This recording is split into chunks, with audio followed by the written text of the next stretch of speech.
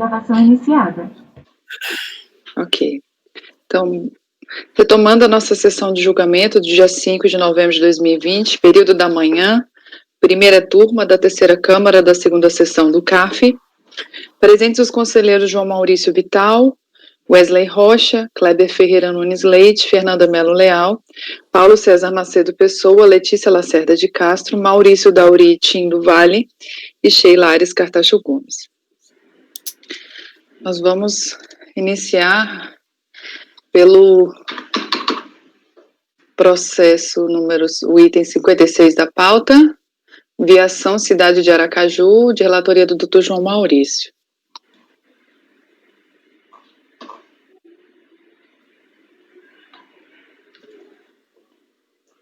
Muito bem. Contribuição previdenciária, em face desses fatos aqui, só um momento. Desculpa, só um momento. Vou ter que interromper um instantinho.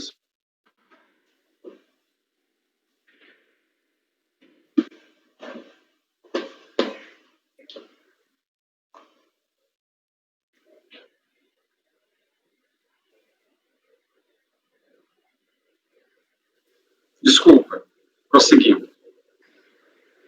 Contribuição previdenciária, remuneração de segurados, obtida com base na GFIP, escrita contábil, banco de dados do INSS. O orçamento é composto de um levantamento, que corresponde à remuneração do segurado não declarado em GFIP, e outro levantamento, que é a remuneração do contribuinte individual, segurado, também não declarado em sócio-gerente. Um é o autônomo, outro é sócio-gerente administrador, ambos não declarados. Consta do relato da fiscalização que existe um grupo econômico, de fato, entre as empresas, são empresas de transporte de Aracaju, Viação Cidade de Aracaju, Bonfim, todas essas 5 empresas. Foi impugnado o lançamento, a impugnação foi considerada improcedente, teve recurso voluntário, que foi um recurso único de todos os recorrentes, esses aqui, Viação Aracaju, Laelson, José Luciano, etc, etc. Viação São Pedro, São Cristóvão, Bonfim e LM Pneus. O recurso alegou cessamento de direito de defesa, porque o colegiado antecedente se recusou a apreciar questões concernentes à inconstitucionalidade e legalidade. Que os sócios devem ser excluídos do quadro de responsáveis. Se mantida a responsabilização do sócio, deveria ser limitada ao capital integralizado. A ilegitimidade passiva das demais pessoas jurídicas apontadas como integrantes do grupo econômico. E a multa aplicada afronta o princípio, afronta a garantia constitucional da ampla defesa. Seu relatório. Recurso é tempestivo, dele conheço exceto quanto às inconstitucionalidades. Também não conheço quanto ao recurso apresentado por Laelson, por José Luciano e por Lauro, porque não compõe o polo passivo da relação tributária nos termos da súmula CARF 88, que é aquele lance da Coresp, lá a gente acabou de ver num outro processo aí da Fernanda. Por fim, não conheço ainda da questão relacionada à enumeração dos sócios na relação de corresponsáveis, pela súmula CARF 88, que estabelece que aquela relação é apenas informativa, não atribui responsabilidade. Nulidade da decisão recorrida, por cessamento de direito de defesa. Os recorrentes alegaram que a decisão seria nula porque deixou de apreciar inconstitucionalidades. Ocorre que, ao teor do artigo 26A do 7235, não pode ser apreciado a inconstitucionalidade no âmbito do contencioso administrativo, portanto, afasta a nulidade. Responsabilidade das demais pessoas jurídicas. O orçamento considerou a existência de grupo econômico entre empresas Viação Cidade, Laelson, José Luciano, Viação São Pedro, São Cristóvão e LM Pneus. As recorrentes sustentaram que segue. Ora, sendo a devedora principal sociedade limitada, é claro que a regra contida no artigo 1052 do Código Civil não pode ser ignorada. Logo, o artigo 30, inciso 9 da 802, não pode ser interpretado tão somente como disposto no artigo 124, sob pena da lei de a lei ordinária ampliar o Instituto da Solidariedade, cujas normas gerais só podem ser estabelecidas por meio de lei complementar, no caso, CTN. Certo é que, mesmo na eventual hipótese de constatação de existência de grupo econômico, você pode desnaturar a sociedade limitada, sob pena de violação do princípio constitucional da livre iniciativa consagrado no artigo 170 da Constituição Federal. Sendo assim, a responsabilização solidária de terceiros, com o 124 do CTN e 39 da UTO 1312, não tem aplicação no caso vertente em que a solidariedade é fundada no fato de as diversas sociedades terem em comum um determinado sócio. Mesmo que esse determinado sócio fosse o sócio majoritário de todas as empresas aqui responsabilizadas, não é esse fato por si só a caracterização de um grupo econômico. A questão da possibilidade, digo eu agora, a questão da possibilidade, por vício de constitucionalidade da legislação previdenciária do Código Tributário Nacional, atribuir imposto de solidariedade em contradição com a forma de constituição da sociedade limitada definida no Código Civil, está fora dos limites conhecidos do recurso. Permanece, entretanto, o questionamento acerca da solidariedade apenas em face da existência de sócios em comum, que é a alegação dele. Ocorre que os fundamentos da existência de grupo econômico não ficaram adstritos à coincidência dos sócios, como alegaram os recorrentes. Como bem descrito no acordo recorrido, forestais, os seguintes fatores foram determinantes para a aplicação do inciso 9 do artigo 30 da UTO 212. Ocorrência de sentença da Justiça do Trabalho que reconheceu a existência de grupo econômico. Fluxo de empregados entre as empresas do grupo. Sócio em comum. Contratos de comodato de ativos por prazo indeterminado. Elaboração de folhas de pagamento e outras questões administrativas de todas as empresas apenas pela empresa Bonfim, sem qualquer contrato entre elas para execução desses serviços. Os recorrentes não rebateram o acordo recorrido em relação aos demais fundamentos e, portanto, não contestaram adequadamente a acusação fiscal no que concerne a existência de grupo econômico, razão pela qual não é possível dar provimento à matéria, sobretudo considerando os robustos elementos convergentes no sentido da existência de fato de grupo econômico. Então, voto por conhecer em parte dos recursos, exceto quanto às alegações de inconstitucionalidade, ofensa a princípios constitucionais, e quanto aos recursos apresentados pelas pessoas estranhas à lide, que são sócios, e, na parte conhecida, rejeitar as preliminares e negar provimento ao recurso. Então, essencialmente, ele no mérito, rejeita a tese do grupo econômico, dizendo que sócio em comum não é suficiente. Mas não foi só essa a questão. E as outras questões que a autoridade fiscal considerou para caracterizar o grupo econômico não foram enfrentadas. Então, não tem como dar provimento. É como voto. Perfeito. Algum questionamento, pessoal?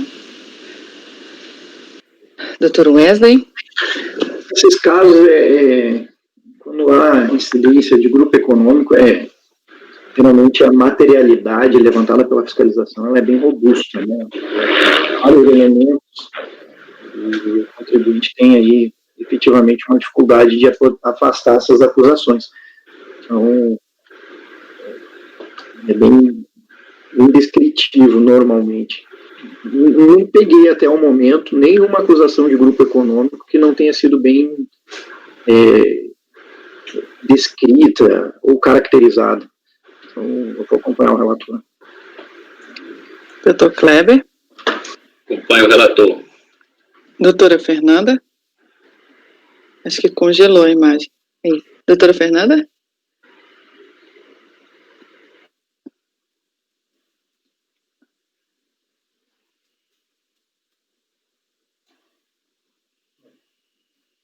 Tá muda, Fernanda? Habilita-me aí. Oi? Relator. Ok. Doutor Paulo? Doutora Letícia? Acompanho. Doutor Maurício? Acompanho. Eu também acompanho. Então, acordo aos membros do colegiado por unanimidade de votos em conhecerem parte dos recursos, exceto quanto às alegações de inconstitucionalidade ou ofensas a princípios constitucionais, e quanto aos recursos apresentados por pessoas estranhas à lide. E na parte conhecida, rejeitar as preliminares e negar provimento ao recurso. Negar provimento ao recurso ou aos recursos, doutor João? Só para a gente... Oi, repete, por favor, Sheila. É só no finzinho, né? Que você fala, que teve mais de um recurso, né? E quanto aos recursos apresentados? E na parte conhecida... Vários recorrentes, então é recursos mesmo. Recursos mesmo, né? Negar provimento aos recursos. É. Tá, só corrigir isso daí. Tem razão. Embora seja o único, são vários recorrentes. Exatamente. São vários recorrentes, né? Dr. Kleber, item 57, administradora de consórcio econômico. 57, 58... até 62. É o 62. Uhum. O senhor vai fazer na ordem, como é que vai ser? O primeiro, que é o principal, depois a gente explica os outros. Qual é o principal, 57? O 57. Tá. Então,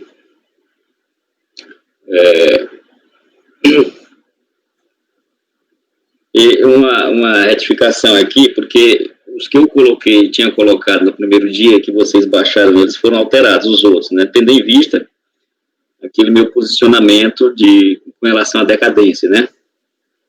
Então, esses próximos aí, talvez não, estão alterado o resultado. Então, é um auto de infração, de acordo com no qual foram apurados valores não declarados em GFIP e não recolhidos incidentes sobre os valores correspondentes ao percentual das notas fiscais de serviço pago à Unimed Vitória, Cooperativo de Trabalho Médico, e sobre os pagamentos efetuados por serviços prestados por contribuintes individuais. O contribuinte que impugnou, ele só questiona, só levanta questões relativas à formalidade, questões formais, né? Não há questionamento com relação às contribuições. Então, nesse caso aqui, eu, analisando o processo, eu, de ofício, suscitei duas questões, posto que ilegais, tendo em vista as declarações de constitucionalidade do artigo 45 da Lei 8.212 e do inciso 4º da lei, do artigo 22 da Lei 8.212 também, né? Com relação à decadência, né? Ele não pediu a decadência, mas eu verifico que aqui o lançamento está decadente. Por se tratar inclui o lançamento de janeiro de 2004 a 12 de 2004, né?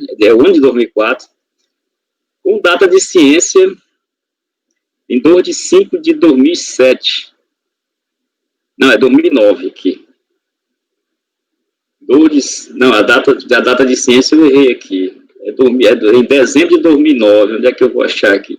30 de 12, valor consolidado, 30 de 12 de 2000, 30 de 11 de... tá aqui, a data ocorreu em 30 de 12 de 2009. Eu errei aqui, é porque eu copiei de outro processo. A data da ciência foi no dia 30 de 12 de 2009. Deixa eu alterar aqui, 30 de 12 de 2009. Então, há de se verificar se o ano de 2004, né, ele podia ter sido lançado no dia 30 de 12 de 2009.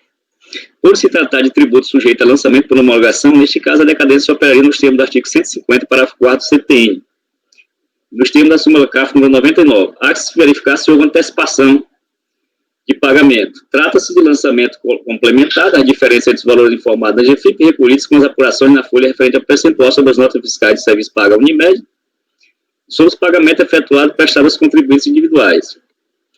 No RAD, né, RDA, né, relatório de documentos apresentados, constam as GPS na folha bolsa 16, contam as GPS apresentadas, tem que botar o SI, pelo contribuinte na autuação. Aplicando-se a regra decadencial prevista em 150, porque houve antecipação de pagamento, competência 11 de 2004 estaria decaída em 30 de 11 de 2009. Devista a ciência do lançamento ocorrer em 30 de 12 de 2009. Portanto, deve-se excluir a competência de 1 de 2004 a 11 de 2004. Neste caso, resta a competência 12 de 2004. Os contribuintes individuais foram lançados até o mês 11 de 2004, de janeiro a 11. Restou a competência 12 com um único lançamento, né? São os 15% da cooperativa de trabalho. O valor de R$ 147,00, referente à aplicação de 15% sobre o valor bruto da nota fiscal de serviço prestado por meio de cooperativa de trabalho. Então, ocorre que o plenário do Supremo, por unanimidade de voto, declarou ilegal, inconstitucional, a execução do inciso 4º do artigo 22 da Lei 8.212. O artigo 62 de RICAF estabelece que a decisão de mérito proferida pelo STJ e o STF na sistemática tal do CPC deve ser reproduzida pelo CARF. Então, reproduzindo aqui, exclui-se também o valor pago à cooperativa de trabalho. Assim, diante da inconstitucionalidade da norma legal que estabeleceu o fato gerador das contribuições lançadas, deve ser dado provimento ao recurso para cancelar o lançamento efetuado. Portanto, deve excluir do lançamento a competência 12 de 2004, não restando mais nenhuma competência no mesmo. Então, está decaído até o mês 11, que foi a ciência no dia 30 de 12 de 2009, que se refere ao ano de 2004, até o mês 11 está decaída. Restou o mês 12, que é a cooperativa de trabalho. Eu também suscito aqui de ofício, que ele não pediu. Acho que é o princípio da economia processual. Então, não resta mais nenhuma competência do lançamento, eu dou provimento ao recurso.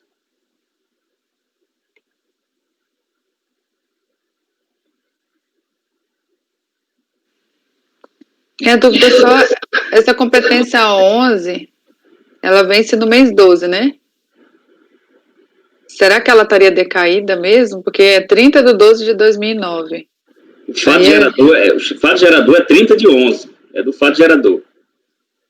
Tá certo, Kleber. Certo, é 30 do 11, né? É porque é até o dia 30, né, do mês 11. Isso. Tá. E aí, o que remanesceu é a cooperativa de trabalho. Isso, mês 12. Tá. Tranquilo. Doutor João? Eu acompanho. Doutor Wesley? Esse é só aplicável a esse processo. Né, só esse aí. Tá, doutor João acompanhou. Doutor Wesley? Acompanho. Doutora Fernanda? Acompanho. Doutor Paulo? Acompanho. Doutora Letícia? Eu parabenizo pelo voto e acompanho. Doutor Maurício? Também acompanho. Eu também acompanho. Então, acordo aos membros do colegiado por unanimidade de votos em dar provimento ao recurso. Então, agora os 4 próximos, não é que é o 58, 59, 60 e 61. O 58 é multa acessória por não escriturar, não escrituração em títulos próprios, né? Então, eu estou negando provimento, porque não tem aqui a aplicação da decadência não cabe aqui, porque é no artigo 173, né? Então, ela tinha que ter escriturado os contribuintes individuais, né? Aqui é só não escriturou os contribuintes individuais. O 59, ela tinha que fazer a retenção e recolhimento da contribuição dos contribuintes individuais. Nega o provimento também pelo mesmo raciocínio.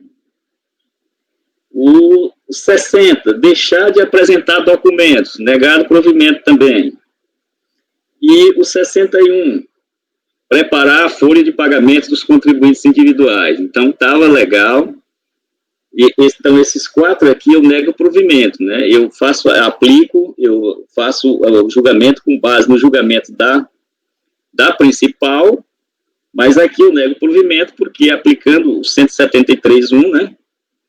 Era devido.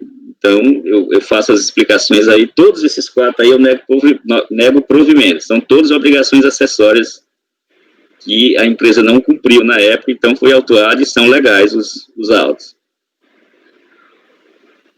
Pois bem. Sim. Doutora Letícia? Não tem obrigação acessória referente à questão da cooperativa, não? Que é o 62, pelo visto. Não, todos aqui... Aí vai naquela discussão nossa que se é inconstitucional, não tinha que cumprir essa obrigação acessória. Não, mas todos aqui se referem ao contribuinte individual. Não escriturou o contribuinte individual, não fez a retenção, né, do contribuinte individual, deixou de apresentar os documentos relativos a 2 contribuintes individuais ali e deixou de preparar a folha de pagamento para eles. O último aqui é que vai ter cooperativo. O último que não está citado aqui ainda, que eu vou ler. É o 62. Então, vamos 58. voltar aqui, do 58 ao 61 é negar provimento ao recurso. Isso. Letícia, essas infrações que o Dr. Kleber falou, elas não têm relação com a base de cálculo, é isso. É por isso, então não afeta. E todas elas vai ser 1731 do CTN, a decadência. Doutor João, como vota? Acompanhe. Doutor Wesley? Acompanho. Doutora Fernanda? Acompanho. Doutor Paulo? Acompanho. Doutora Letícia? Acompanho. Doutor Maurício? Eu acompanho. Eu também acompanho. Então, dos 58 aos 61, acordam os membros do colegiado por unanimidade de votos em negar provimento ao recurso. 62. O 62 é o da GFIP, né? Deixar de informar na GFIP todos os fatos geradores. A questão dos contribuintes individuais, tanto na obrigação principal, né, embora tenha sido excluída por causa da decadência, mas foi considerada, estava correta, embora tenha sido decadente.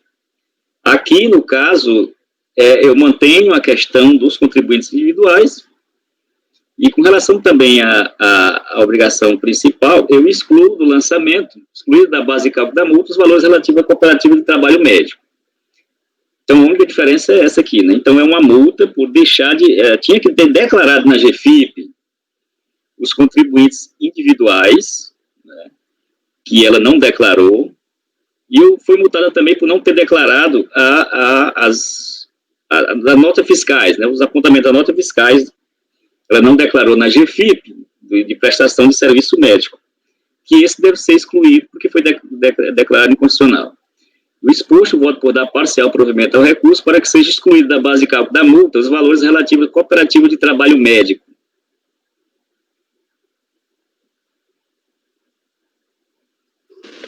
Eu acompanho, eu só faço um reparo, Kleber, excluir da base de cálculo da multa, não é da multa.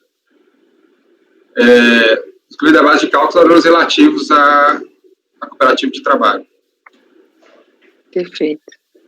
E acompanho. Doutor Wesley? Eu acompanho. Doutora Fernanda? Acompanho. Doutor Paulo? Acompanho. Doutora Letícia? Acompanho. Doutor Maurício? Apenas pelo princípio da colegialidade eu acompanho. Eu também acompanho. Então, item 62, acordam os membros do colegiado, por unanimidade de votos, em dar parcial provimento ao recurso para que seja excluída da base de cálculo da multa os valores relativos às cooperativas de trabalho médico. Esse foi o item 62. Item 63, do Dr. João, Companhia de Águas e Esgoto.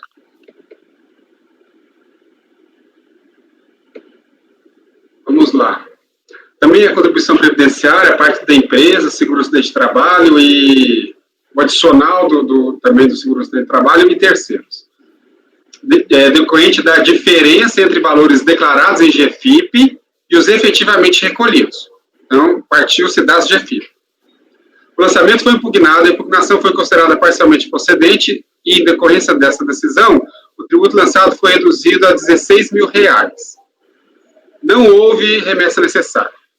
Foi interposto recurso voluntário que se alegou a nulidade do lançamento do cessamento de direito de defesa e por ofensa ao artigo 10 do CD 235, ao não permitir o acompanhamento do contribuinte ao procedimento fiscal. A inconstitucionalidade do procedimento fiscal por ofensa à ampla defesa, A nulidade do lançamento por cessamento de direito de defesa ao não descrever adequadamente os fatos. Ilegalidade do lançamento em razão do arbitramento do valor das receitas omitidas. A inconstitucionalidade da multa aplicada por ofensa aos princípios da proporcionalidade e vedação ao confisco. Inconstitucionalidade dos juros aplicados por serem maiores do que os limites definidos constitucionalmente. A inadequação do uso da Selic para cálculo dos juros e a imunidade. Recurso tempestivo, não conheço as alegações de constitucionalidade, etc., e a alegação de imunidade recíproca, porque essa matéria não foi pré-questionada na impugnação, quedando-se preclusa. É uma autarquia de água, lá de Rondônia. Ele alega imunidade recíproca, só que ele não trouxe isso na impugnação. E também não há imunidade para autarquia, não há imunidade recíproca para as autarquias instituídas pelo poder público, mas nem avalio essa questão, porque não conheço. Nulidade por cessamento de direito de defesa, não permitir o acompanhamento da ação fiscal, aí eu afasto essa nulidade, porque a fase da fiscalização é inquisitorial, não tem contraditório. E explica isso aqui. Nulidade do lançamento por descrição insuficiente dos fatos. Os requisitos para validade do lançamento é a descrição dos fatos imponíveis. O recorrente alegou em sua defesa que a sua defesa foi prejudicada porque a auto-infração não teria descrito detalhadamente os fatos geradores. Não é o que percebo. Os fatos estão bem descritos, evidenciam que o lançamento em questão decorreu da diferença entre valores declarados pelo contribuinte e pagos.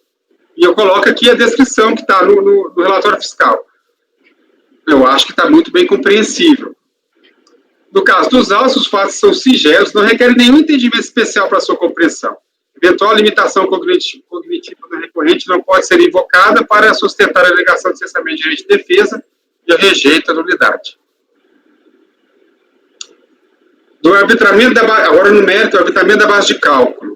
O recorrente alegou que a base de cálculo foi devidamente arbitrada. Ocorre que no presente lançamento não houve qualquer arbitramento, a base de cálculo foi considerada, foi aquela declarada na GFIP pelo próprio contribuinte. Então, nego também provimento ao recurso dessa matéria.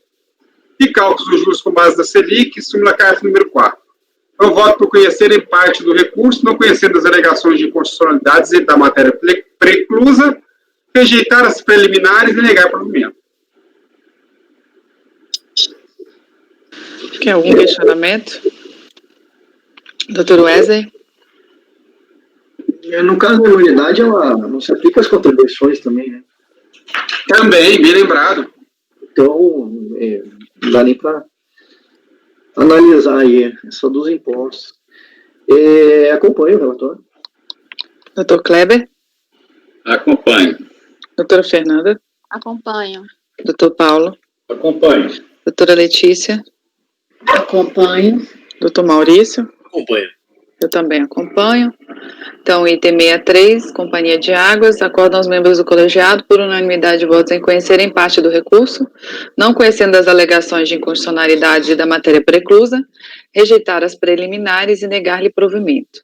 64, também do doutor João, Timbira, Serviços de Vigilância.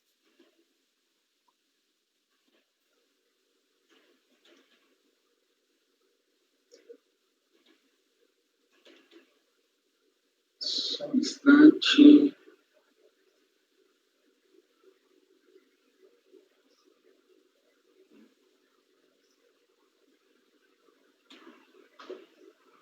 Só um instante, deu um erro aqui no meu Word. Deixa eu fechar aqui.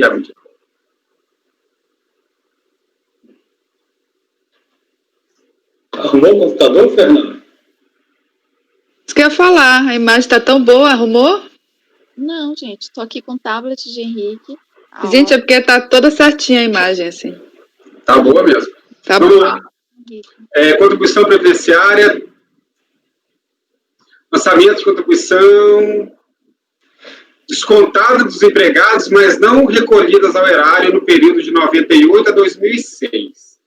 O lançamento foi impugnado, a impugnação foi considerada improcedente, teve recurso voluntário que se alegou tão somente que os valores retidos em decorrência da cessão de mão de obra deveriam ser compensados prioritariamente com as contribuições devidas pelos empregados e, por conseguinte, o saldo descoberto corresponderia à diferença da contribuição patronal.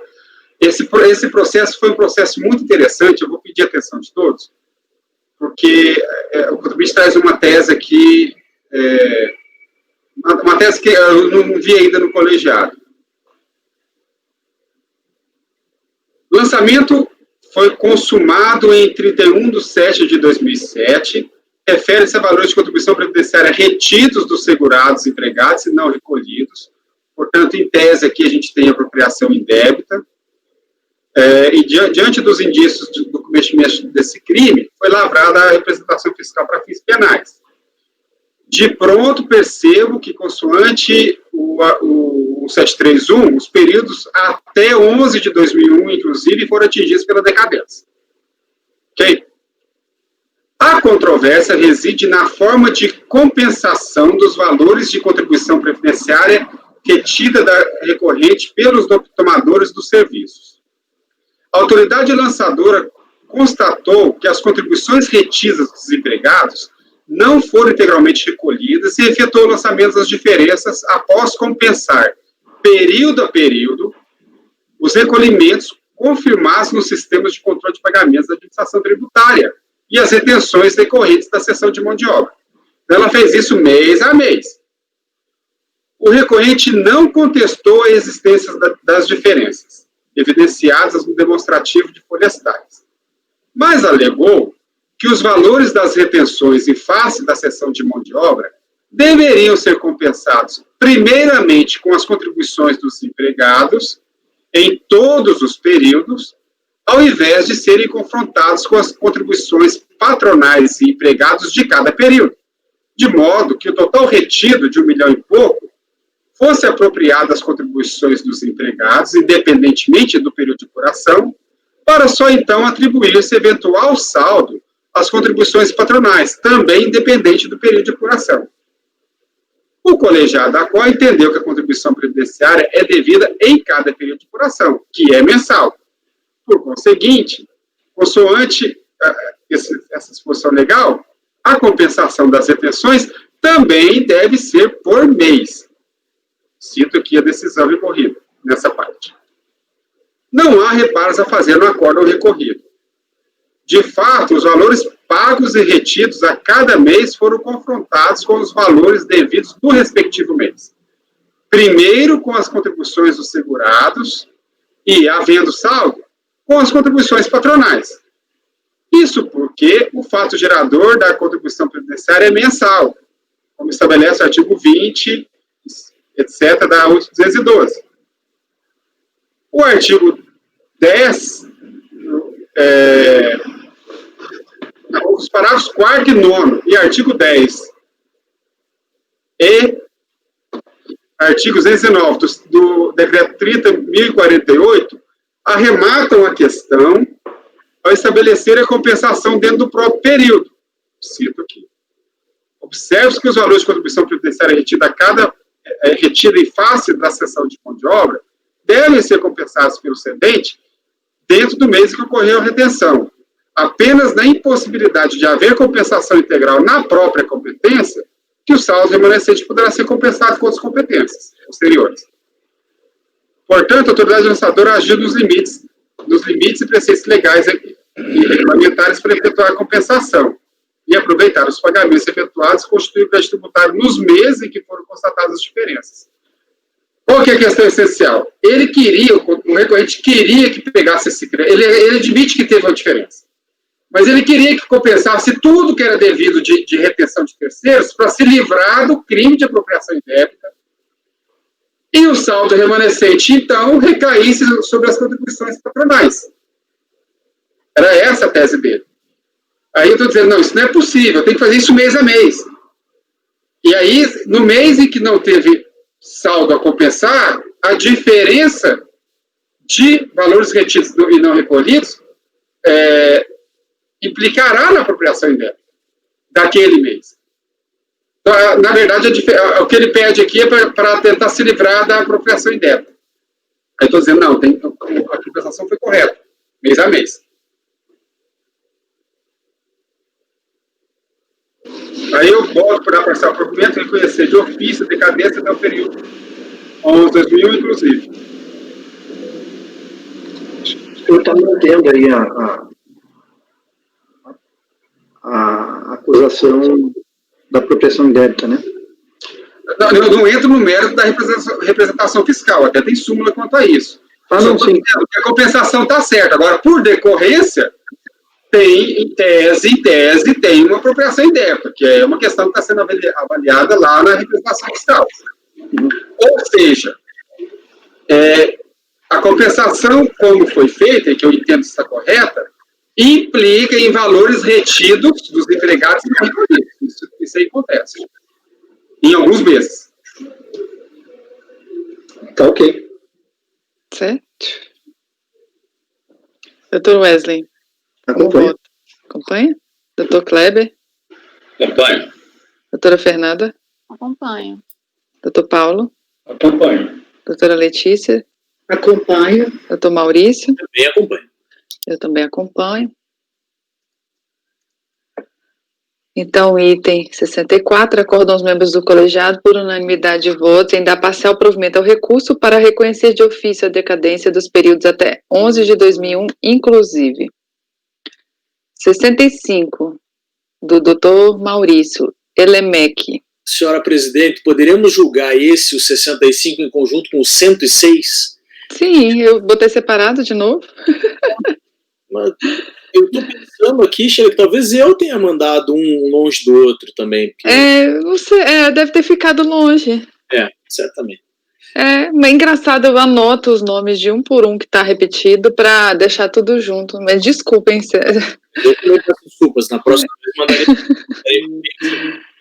Eu acho que é porque a alegação, um deve ser obrigação acessória e o outro... Isso. A principal acabou ficando na pauta de obrigação acessória, o outro, mas... É isso aí. Bem, posso? Pode. Maravilha. Qual é o outro? É o 65 e... 106. Tá. Sugiro até que, se possível, abram os dois já.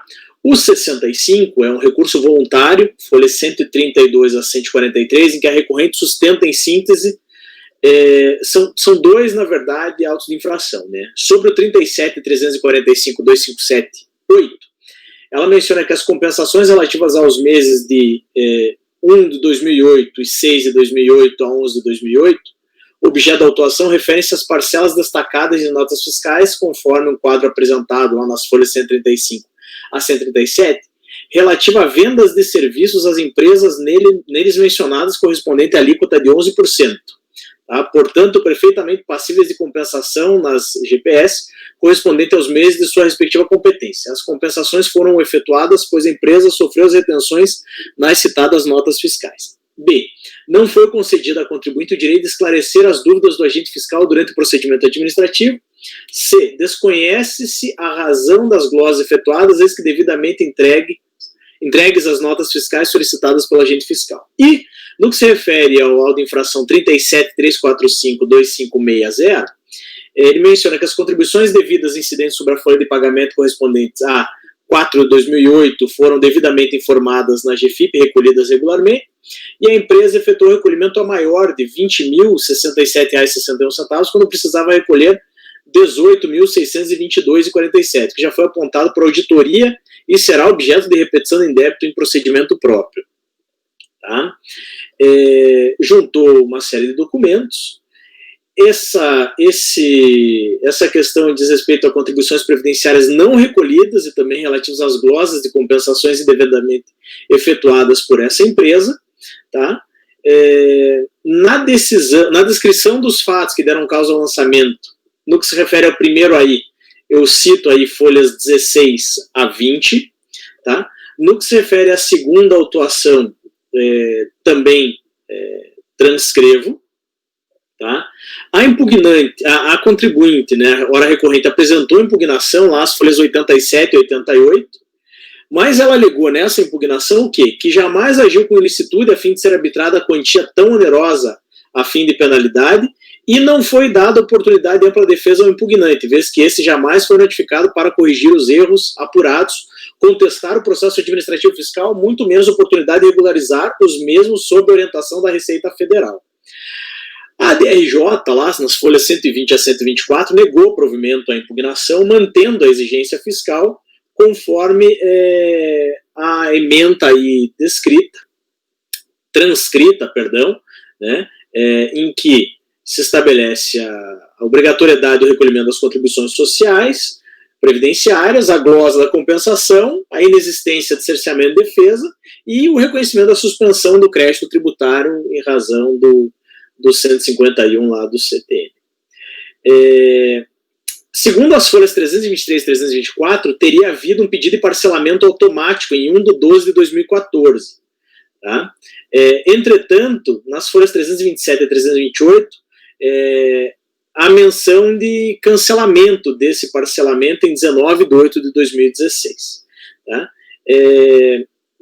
O recurso ele é tempestivo e eu conheço parcialmente do recurso, deixando de reconhecer alegações específicas não ventiladas lá na impugnação em razão da preclusão. Tá?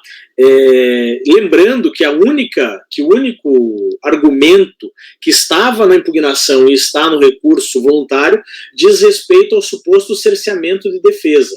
Tá? Cito aqui folhas 87 e 88, que comprova o que foi ventilado nessa impugnação absolutamente enxuta, por assim dizer, né? Fundamentos não alegados, devemos lembrar que eles precluem, cito em razão disso, folhas 123 e 124 lá da DRJ, em que ele faz um descritivo bem detalhado que é relativo ao não cerceamento da defesa, de fato não houve, né?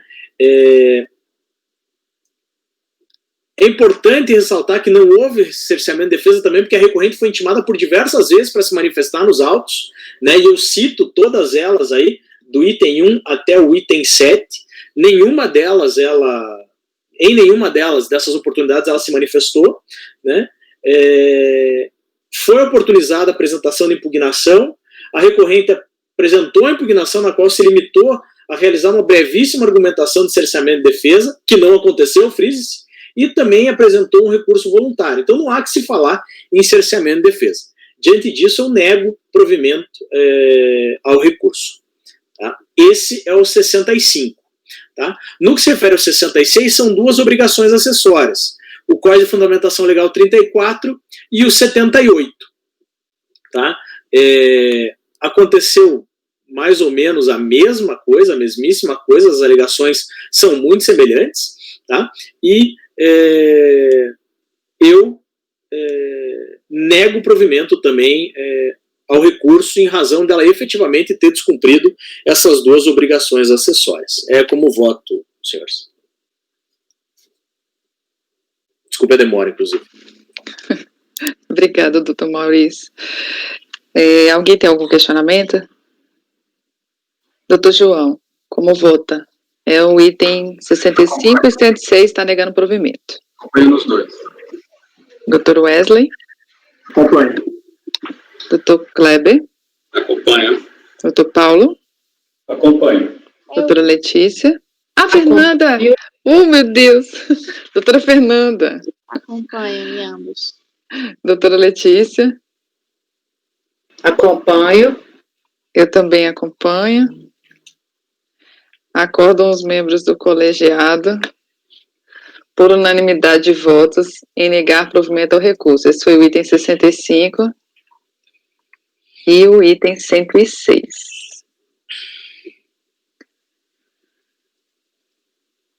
Deixa eu achar o 106 aqui.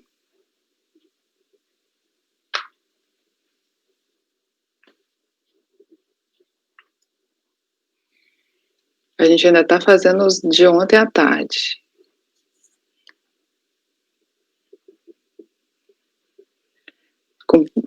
Agora vamos para o item 66, doutor João, Arcominas.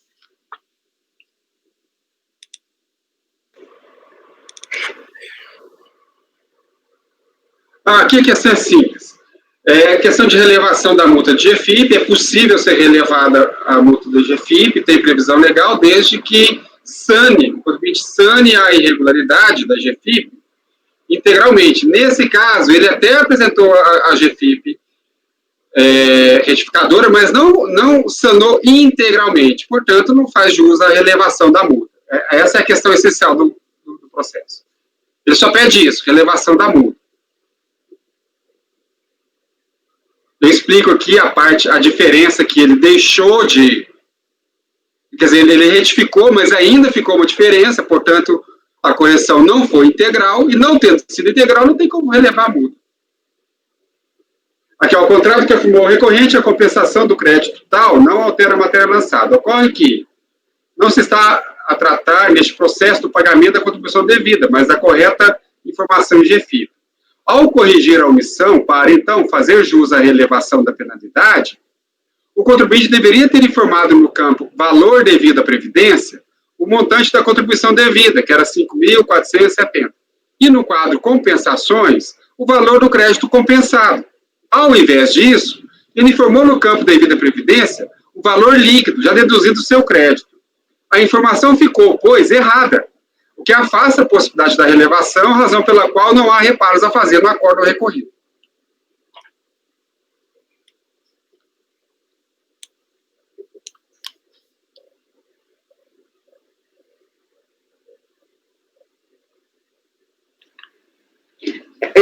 Presidente, só uma questão, doutor João, você entende que para relevação, porque eu já estou até pensando num voto meu, para adiantar, para relevação, eu analiso a correção da falta integral da competência ou de todas as faltas do período da autuação? Porque a multa da competência específica. Okay. Esse caso é só uma GFIP, mas vamos supor que fosse 10. Sim, eu estou no universo de 20 mais 10 foi efetivamente corrigido, ou seja, para essas 10 eu tenho relevação. São 4 requisitos, né? Mas um deles sim, é corrigido. Se somar os outros, claro. Nesse caso é só uma. Ele até retificou, mas ficou errado, continuou errado.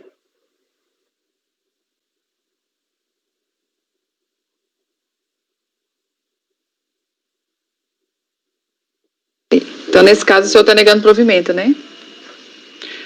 Sim, estou negando provimento. Doutor Wesley?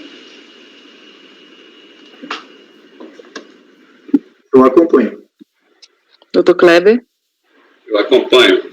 Doutora Fernanda? Acompanho. Doutor Paulo? Acompanho. Doutora Letícia?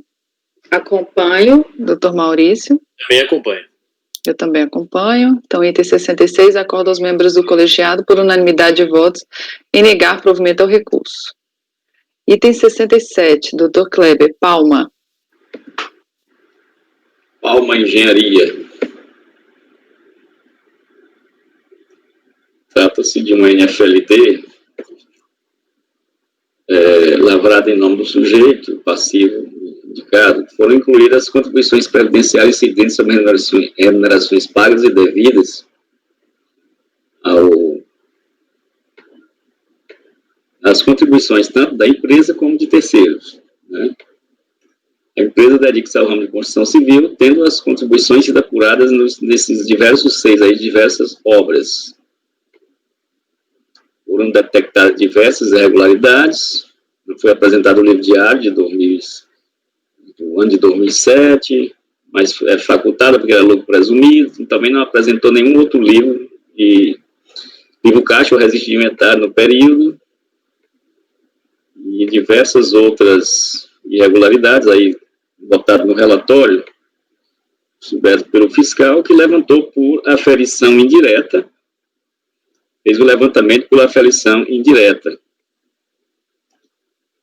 A nível de... A DRJ considerou a impugnação improcedente e manteve o crédito tributário. Conformada, a empresa apresentou recurso com as seguintes alegações. Requer preliminarmente a nulidade do lançamento por alegar cesseamento de seu direito de defesa pelo indeferimento do pedido de perícia, requer a reforma do acordo recorrido pelo fato de o mesmo ter tratado da matéria sobre a apresentação do livro diário, o que segundo o recorrente não foi questionado na impugnação, que os valores retidos de retenção por estabelecimento superam os valores constantes no lançamento, que no caso da recorrente, a alíquota aplicada na aferição indireta será de 14%, conforme o artigo 605, artigo 605 do inciso 5º da IN 3 de 2005. Não requer nulidade, que o acordo seja totalmente improcedente, que o presente recurso seja julgado totalmente, o recurso dele seja julgado totalmente procedente, em todos os seus termos. Então, vamos ao voto. Inicialmente, alega que o indeferimento da perícia contábil requerida teria propiciado o cerceamento de direito de defesa. Sobre o pedido de perícia, assim manifestou-se a DRJ. Sobre o pedido de perícia, julgo essa desnecessária por não envolver ponto relevante para o desvio da questão, além de estar perfeitamente instruído o presente processo com todos os elementos necessários ao seu julgamento, como supedendo no artigo 18, decreto 70.235. Artigo 18. A autoridade julgadora, em primeira instância, determinará de ofício, a requerimento do impugnante, a realização de diligência, perícia, com a de entendê-las necessárias, indeferindo-as que considerar prescindíveis ou impraticáveis. Verifica-se, portanto, que a decisão emanada pela autoridade de primeira instância está suprida de motivação e o indeferimento motivado da não realização de perícia, no âmbito do poder discricionário do julgador administrativo, não acarreta cessamento do direito de defesa da parte. Ainda mais tendo se dado ao contribuinte, onde é a consideração fiscal, todos os meios de defesa aplicáveis ao caso, sobretudo quando em momento algum ficou a contribuinte impedido de apresentar as provas que entendia necessária a sua defesa. Assim, em razão do exposto, rejeita preliminar de cessamento do direito de defesa. Requer também a recorrente a reforma do acordo recorrido pelo fato de o mesmo ter tratado a matéria sobre a apresentação do livro diário, que, segundo a recorrente, não foi questionada a impugnação. Na realidade, a citação do livro diário pelo acordo da DRJ foi apenas para a delimitação da lide, sem influência no julgamento das matérias questionadas. Rejeito, portanto, as preliminares suscitadas. Do mérito, por haver coincidência com as razões recursais, né, deduzidas a tempo da impugnação, eu adoto no mérito o voto da DRJ. Ele alega, em suma, né, foi feito um levantamento de diversas obras. Ele alega que tinha um pedido de restituição, que ele tinha era crédito, né? O fato da existência do pedido de restituição em nada atinge o presente crédito, né? Então, o fato dele ter um pedido de restituição, qual é a influência que ia ter aqui no lançamento, né? Quanto à escrituração, ele aqui, sobre os registros contábeis, a DRJ vai citar aqui todos os princípios da contabilidade, né? Como o contribuinte não contestou alguns motivos que a DRJ considera que não foi contestado, por exemplo, a não apresentação do livro diário com as formalidades legais, por ser tributada com base no lucro presumido, é facultada a empresa possuir apenas o livro caixa ou o livro de registro de inventário. Ele não questionou essas coisas. E a questão, o cerne da questão aqui, então, é que ele quer, a base é que ele acha que a aferição indireta, e ele diz que ele coloca até fotos da obra que ele fez, né, principalmente colocando em pilhadeiras, né, tratores. Ele alega que, sendo praticamente de terraplanagem e preparação do serviço, que de fato utiliza pouca mão de obra, né, o serviço de terraplanagem é um tratorista, né, que a base era 15%, mas foi exatamente isso que o fiscal fez. O fiscal aplicou a IN, o artigo 1º do artigo 601 da IN número 3, empregando as bases ali previstas. A base de 15% foi exatamente, ele está requerendo que seja feito exatamente o que o fiscal fez, né? Então, não tem como acatar alguma alegação do contribuinte aqui. No exposto, eu voto por rejeitar as preliminares e no mérito por negar provimento ao recurso. Ok. Algum questionamento? Doutor João? Acompanho. Doutor Wesley?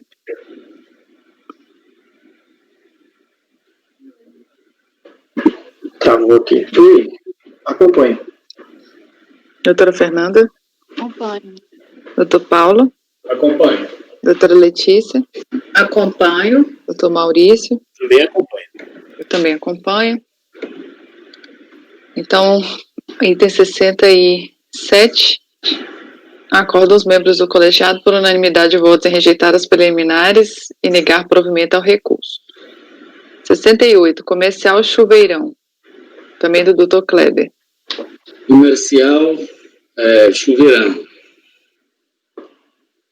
Trata-se de notificação fiscal de lançamento de débito referente às contribuições da empresa de segurado, incluídas as devidas ao financiamento de benefícios concedidos em razão dos riscos ambientais e as destinadas ao FNDE, INCRA, SESC, SENAC, incidentes sobre as remunerações dos segurados empregados e contribuintes individuais relativos ao estabelecimento de matrizes filiais não recolhidas no prazo legal, apuradas no período de 6 de 2000 a 8 de 2005. A empresa apresentou impugnação, onde alega o seguinte, conforme relatório da decisão notificação recorrida. No prazo legal, a notificada apresentou defesa por meio de instrumento de folhas 319 e 37, alegando, em suma, ilegalidade da contribuição para o INCRA em relação a empresas urbanas, inconstitucionalidade da taxa Selic e a exorbitância da multa aplicada, requerendo a procedência da defesa, direito à produção de provas documentais, periciais e defesa oral, requerendo ainda que as intimações relativas ao processo sejam feitas em nome da empresa e dos procuradores sob pena de nulidade.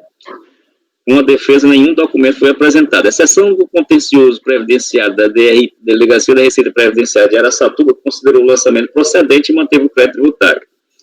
Conformada, a empresa apresentou recurso voluntário com as seguintes alegações, que é possível a discussão na fase administrativa de lei inconstitucional, que é ilegal a cobrança do INCRA para empresas urbanas, que diz que é inconstitucional a taxa Selic, e que houve violação dos princípios constitucionais da proporcionalidade e da razoabilidade na multa aplicada. E, ao final, ele requer que seja deferido o seu pedido. Esse é o relatório. Eu suscito aqui, preliminarmente, a decadência, né? Tendo em vista que o lançamento inclui as competências de 6 de 2000 a 8 de 2005 e a data da ciência 14 de 12 de 2005. Há que considerar-se a decadência, né? Então, verifica também para a aplicação da súmula 99, se houve antecipação do pagamento. Trata-se de valores informados na GFIP não recolhidos no prazo. No RDA de folhas 30 e 50, constam as GPS do período fiscalizado que foram apresentadas à fiscalização. Aplicando essa regra decadencial prevista no artigo 150, parágrafo 4º, porque houve antecipação de pagamento, as competências até 11 de 2000 estariam decaídas em 30 de 11 de 2005, tendo em vista se esse lançamento ocorrer em 14 de 12 de 2005. Portanto, deve-se excluir as competências até 11 de 2000, inclusive do lançamento. Das questões referentes à constitucionalidade de lei, deixe de reconhecer, por força da súmula parágrafo 2, das alegações da recorrente quanto à possibilidade da discussão administrativa de questões relacionadas à inconstitucionalidade de lei, ser inconstitucional o uso da taxa Selic. Aqui ela está dizendo que a Selic é inconstitucional e não dizendo que não se deve usar a Selic. Da alegação de que foram violados os princípios constitucionais da proporcionalidade e da razoabilidade na multa aplicada. Quanto ao mérito, o INCRA, tendo em vista que também aplica a mesma decisão que foi feita na DN, né? As contribuições destinadas ao INCRA, né? Nós já vimos isso aqui, que ela é legal, né? Então, no mérito, a questão do INCRA dentro do lançamento está correto ter colocado. O pedido de perícia e juntar de novos documentos. Rejeita o pedido de perícia e juntar de novos documentos, uma vez que é desnecessário para a solução da controvérsia, pois no presente processo já estão presentes todos os elementos necessários para o julgamento. O exposto, o voto por conhecer parcialmente do recurso, não conhecendo das alegações de inconstitucionalidade, rejeitar o pedido de perícia, e no mérito por dar parcial provimento para que sejam excluídos o lançamento das competências até 11 de 2000. Esse é o voto.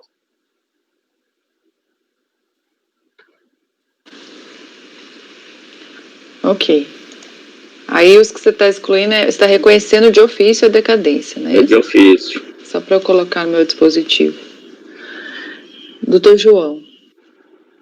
Acompanho. Doutor Wesley. Acompanho. Doutora Fernanda. Acompanho. Doutor Paulo. Acompanho. Doutora Letícia. Acompanho. Doutor Maurício. Acompanha. Eu também acompanho. Então, item 68, acorda os membros do colegiado, por unanimidade de votos, em conhecer parcialmente do recurso, não conhecendo as alegações de constitucionalidade, rejeitar o pedido de perícia e, no mérito, dar-lhe parcial provimento para reconhecer de ofício a decadência das competências até 11 de 2000, inclusive. 69 também do Dr. Kleber. Rei Plaza Indústria. Rei Plaza, né? Então, esse aqui trata-se de auto-infração lavrado pela fiscalização contra a empresa em epígrafe, por infração ao disposto no artigo 32, inciso ele deixou de informar na GFIP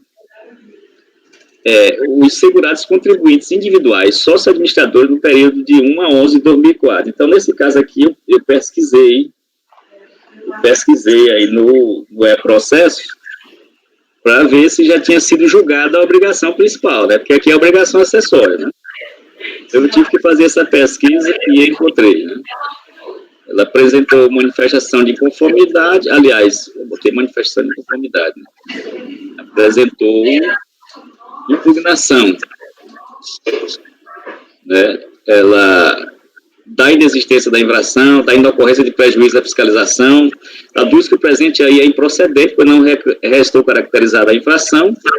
A própria fiscalização reconheceu que a lavratura dessa autuada reportou a GFIP, informando corretamente todas as contribuições previdenciárias, não havendo qualquer prejuízo, tal, e tudo aí ela faz um grande, e no fim ela pede que seja, a DRJ considerou improcedente a impugnação, né?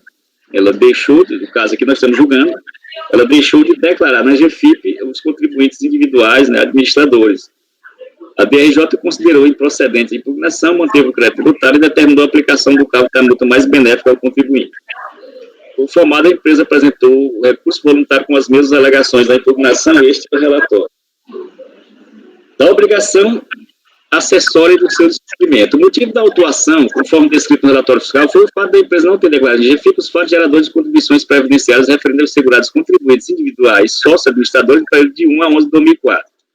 A penalidade está prevista na lei aí, né? No lei 8.212 está aí a legalidade da multa.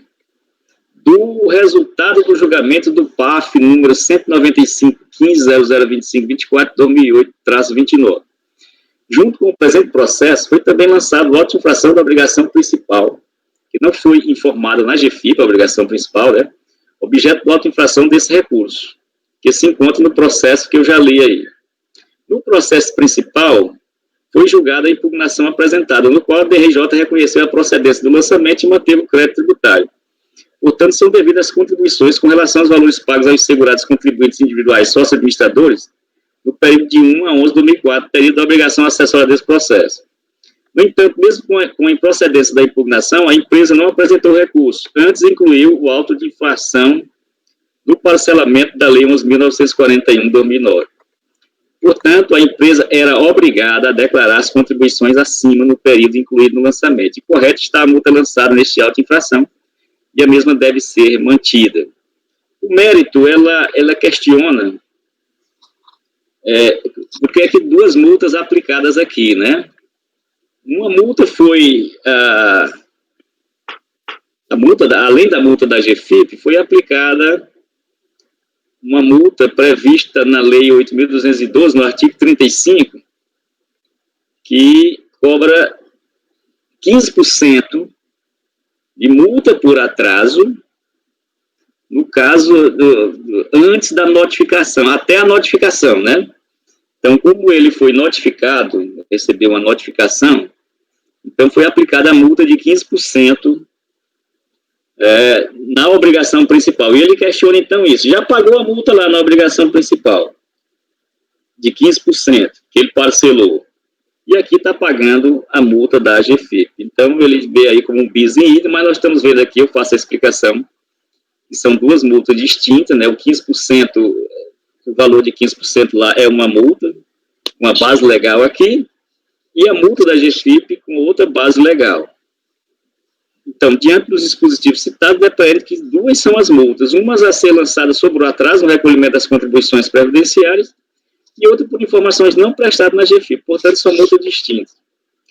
Conclui-se, portanto, que não houve ilegalidade na cobrança da multa por atraso no recolhimento da contribuição previdenciária da obrigação principal, a débito card e tal, e a cobrança da multa da obrigação acessória por não ter declarado os fatos geradores na GFIP, débito card e tal. O exposto vota por negar provimento ao recurso.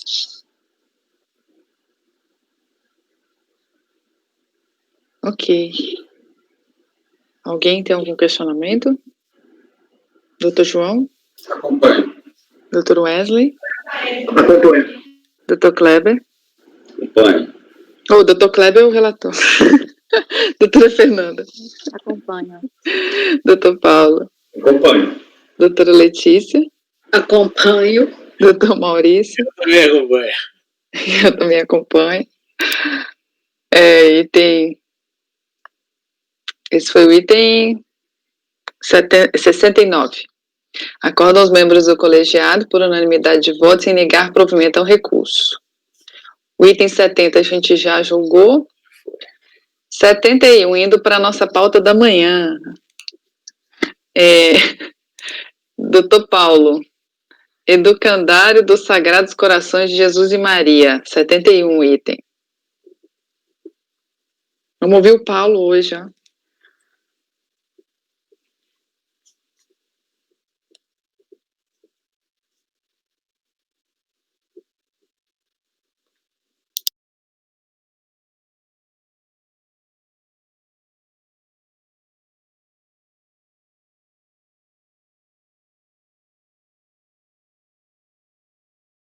Paulo, microfone.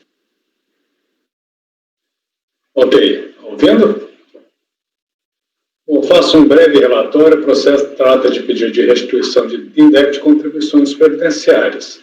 A solicitação do despacho decisório quem deferiu o pleito, assentando a prescrição em relação aos pagamentos efetuados em data anterior a 30/6/99, e negando o direito creditório em relação aos demais pagamentos, por não terem sido apresentados todos os documentos reputados necessários à comprovação da condição de entidade imune.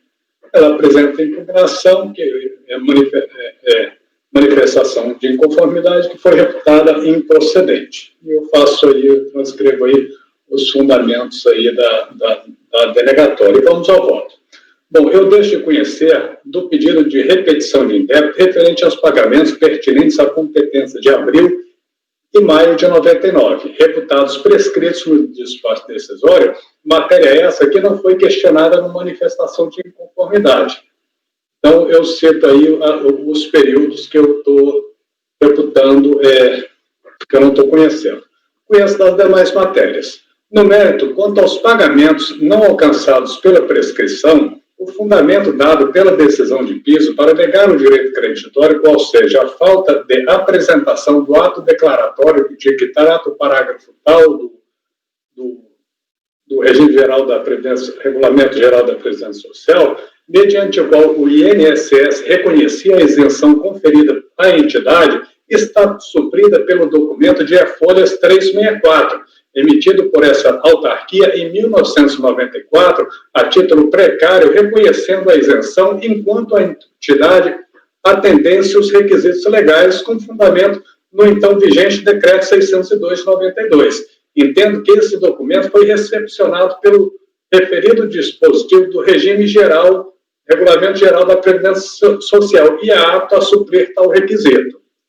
Então, ele não tem aquele ato declaratório de reconhecimento de isenção, que foi instituído em 99 pelo regime GPS, mas tinha o equivalente instituído pelo regulamento anterior, que eu entendo que não houve, assim, não haveria uma necessidade de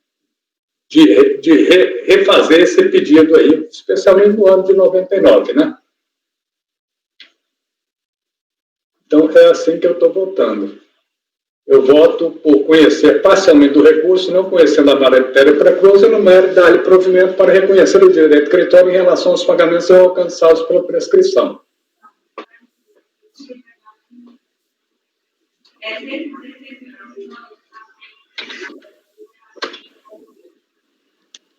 Algum questionamento?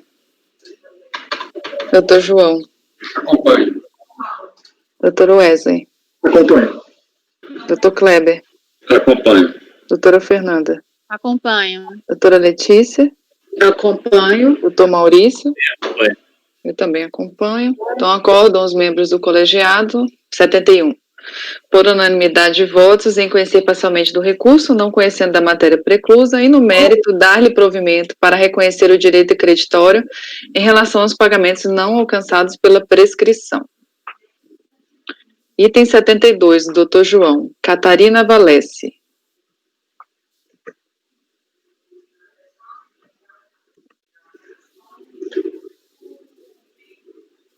Muito bem. É também direito creditório, que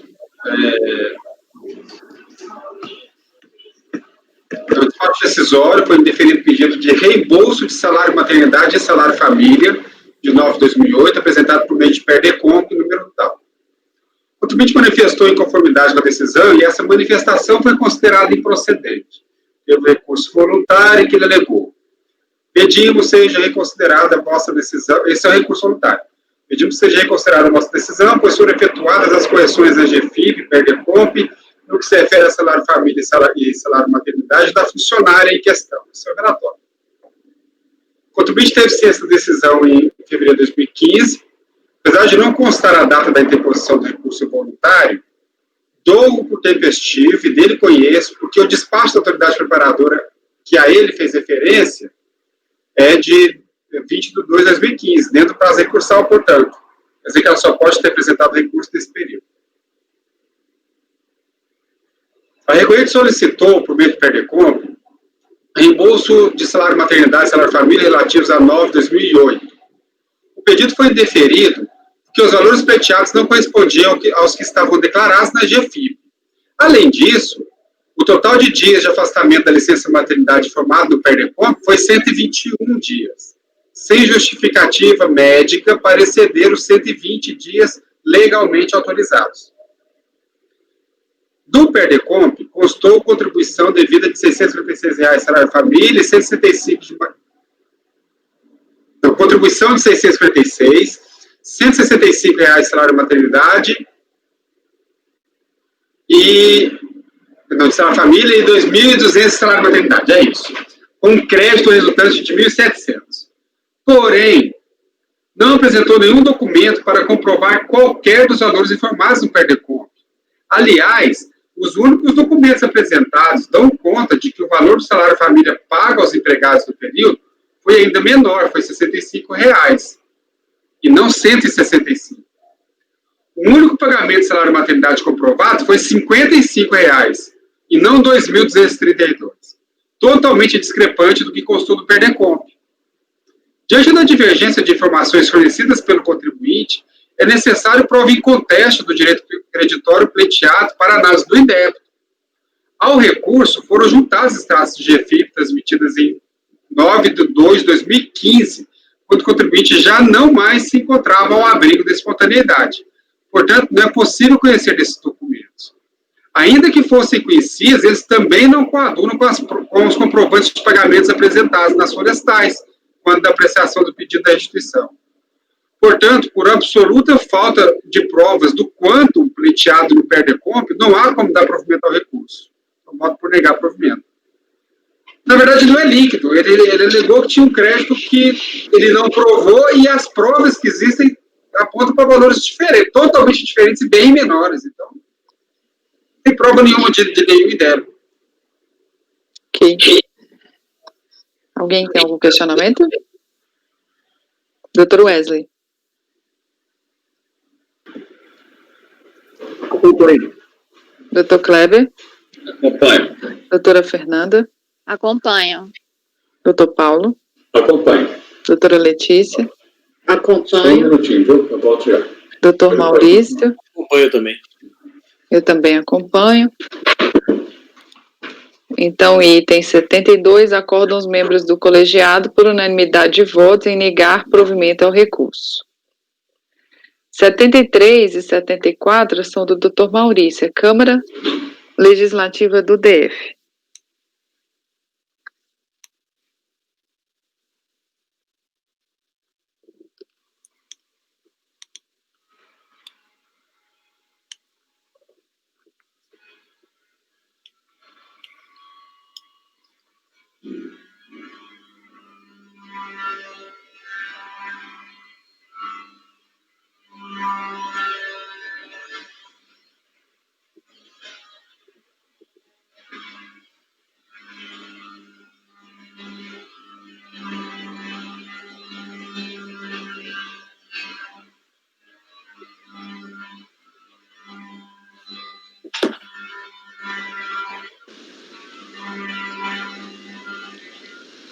Doutor Maurício, você está guardando o Paulo, né? Eu estou guardando o Paulo. Tá, eu achei que você estava sem o microfone. Vamos esperar ele voltar. Os dois são muito parecidos aqui também.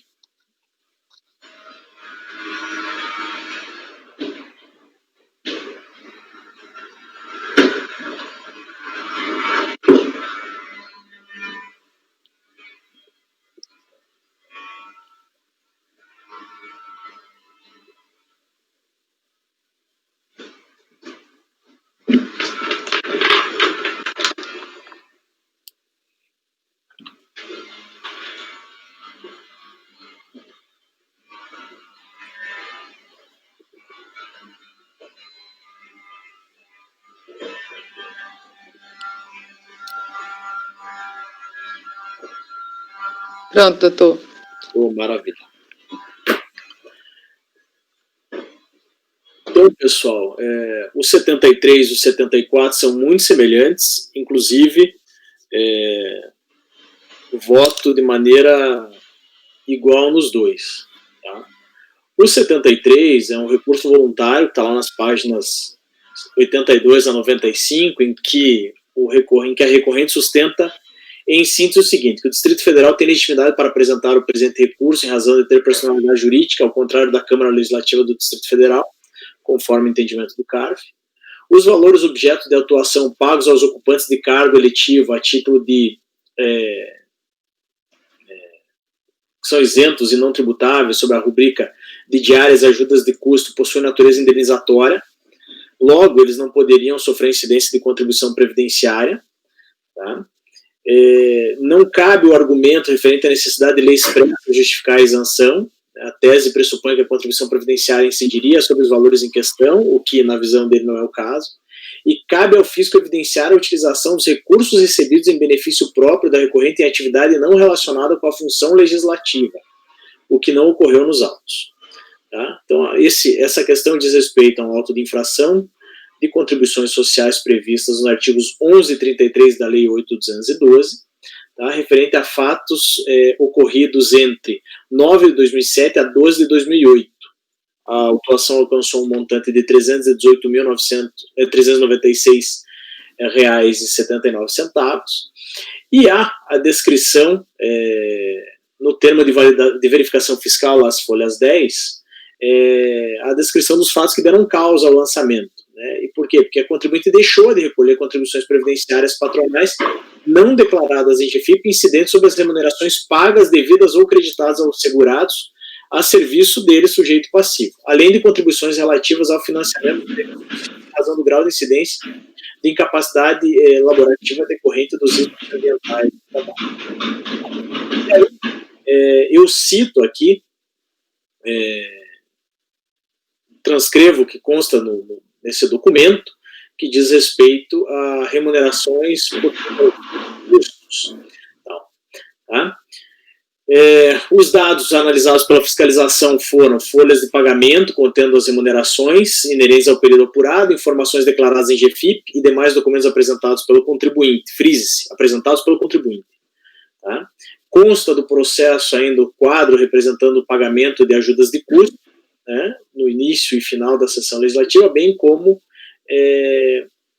um quadrinho sintético.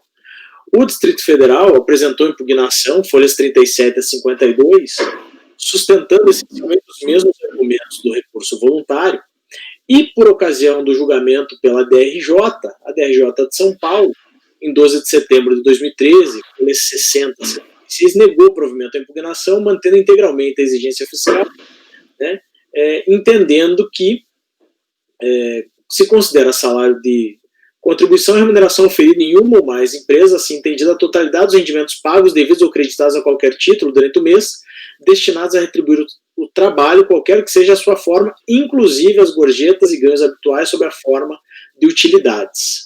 Aí cito o artigo 28, e diz: os pagamentos de verba em desacordo com as hipóteses taxativas de sua exclusão integram o salário de contribuição e sobre esses valores incidem as contribuições sociais. Tá? Esse é o relatório, pessoal, do essencial. Eu conheço do recurso integralmente, ele é tempestivo, tá? E nesse caso, o presente caso diz respeito à incidência ou não de contribuição previdenciária patronal sobre valores pagos a título de ajuda de custos. Tá? É importante manifestar que esse recurso, esse Conselho Administrativo de Recursos Fiscais já se manifestou em outras oportunidades pela incidência da contribuição previdenciária sobre essas verbas. Eu cito a título exemplificativo o Acórdão 2402-003-593. A ajuda de custo, incidência da contribuição previdenciária, integra o salário de contribuição, ajuda de custo, concedida de forma fixa e contínua aos segurados e empregados. E, de fato, ao consultar lá o rol taxativo do parágrafo 9º do artigo 28 da 8.212, não se encontra a menção à ajuda de custo do presente caso, objeto do presente caso. Encontra-se menção à ajuda de custo em parcela única recebida exclusivamente em decorrência de mudança de local de trabalho do empregado na forma do artigo 470 da CLT. E aí, eu faço a transcrição dos fundamentos da decisão da DRJ, que eu cito como excelente, adjetivo como excelente, e eu os tomo como fundamentos dessa decisão. Se vocês quiserem, eu posso fazer a leitura desse voto, mas ele faz todo um apanhado histórico da legislação relativa à ajuda de da Câmara do Distrito Federal, para, por fim, entender que essa ajuda de custo não se subsume lá àquela do 470 da CLT. E, em razão disso, me parece que não há razão, a razão não está com a recorrente, portanto, eu nego provimento ao recurso. Ok. E aí você vai se aplicar o seguinte, né? Que também diz respeito à ajuda de custo. A verba é ajuda de custo, né? É. Só que não é por necessidade de deslocamento, que na Câmara Legislativa do DF, né? É. E no 74 tem só uma peculiaridade. E qual é a peculiaridade? A peculiaridade é que há matérias que estão preclusas, porque não foram alegadas na impugnação. Tá? Os argumentos, eu cito aí, são o B, o D, o F e o G do recurso voluntário. Aí você vai conhecer parcialmente do recurso. Parcialmente e nego o provimento. Tá. Não conhece da matéria preclusa. Tem que colocar aqui na sua conclusão. Tá? Só nego o provimento. No 74. Pelo menos o que eu tô aqui aberto, porque eu copiei seu voto, né? Isso aí, só tá nego o provimento, mas eu deixo de conhecer e nego o provimento. Tá. As matérias preclusas e nego o provimento. Doutor João? Acompanho os dois. Doutor Wesley? Acompanho. Doutor Kleber? Acompanho. Doutora Fernanda? Acompanho o relator. Doutor Paulo? Acompanho. Doutora Letícia? Acompanho. Eu também acompanho. Então, item 73. Acordo aos membros. Foi no 74 que tem um conhecer parcialmente, né? Acordo aos membros do colegiado, por unanimidade de votos, em negar provimento ao recurso. 74. Acordo aos membros do colegiado, por unanimidade de votos, em conhecer parcialmente o recurso, não conhecendo das matérias preclusas,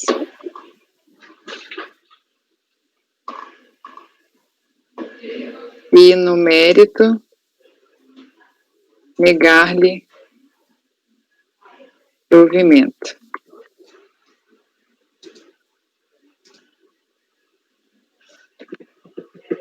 Então, acordo aos membros do colegiado, por unanimidade de votos, em conhecer parcialmente do recurso, não conhecendo das matérias preclusas, e no mérito negar-lhe provimento. Esse foi o item 74. Esses 75, 76 e 77, doutora Letícia. É mais tranquilo? Tá, faltam uns 10 minutos para meio-dia.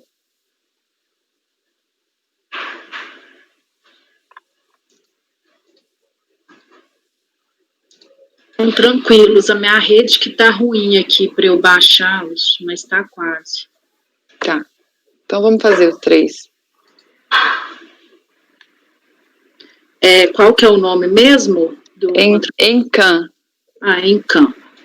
Tá quase baixando. tô no certo. São 3 iguais.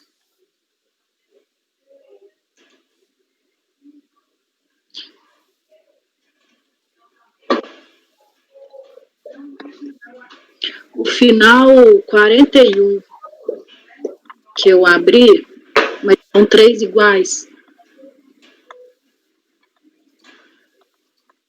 Bom, o que acontece nesse caso? Houve uma autuação, um lançamento das contribuições em relação, o recurso em relação à DRJ já reconheceu a decadência de parte. Esse é o recurso que, em síntese, eu tenho da parte de alimentação em relação aos segurados, a parte patronal, e a última, eu tenho que confirmar, é uma obrigação acessória disso. A fiscalização entendeu que houve fornecimento, pagamento de refeição em desacordo com o PAT, porque não havia adesão. Ela informou que todos os valores escriturados na contabilidade da recorrente, aí citou as contas, foram considerados alimentação, porque a empresa, mesmo intimada, não discriminou claramente quais seriam essas despesas efetivas em relação. Então, como eu disse, o acórdão já reconheceu a competência, a decadência, e no restante julgou procedente o lançamento. A recorrente, ela foi intimada desse acórdão da DRJ, no endereço que eu indiquei. Quem assinou foi a Jéssica, no dia 22 de junho de 2009. Em 26 de janeiro de 2010, ela peticionou informando que não teria recebido a intimação e que Jéssica não trabalha na empresa. Juntou uma declaração nesse sentido que eu transcrevi. Aí ela também foi juntando um tanto de documentos, Serviço Público Federal, que tem um AR com um novo endereço dela, alvará de licença provando, datado dessa época, mas provando que era um outro endereço, a alteração contratual desse novo endereço. Ela juntou esses documentos. As folhas 127, depois que ela foi lá na Receita, consta a ciência do acórdão em 26 de janeiro de 2010. E 18 de fevereiro ela fez esse recurso.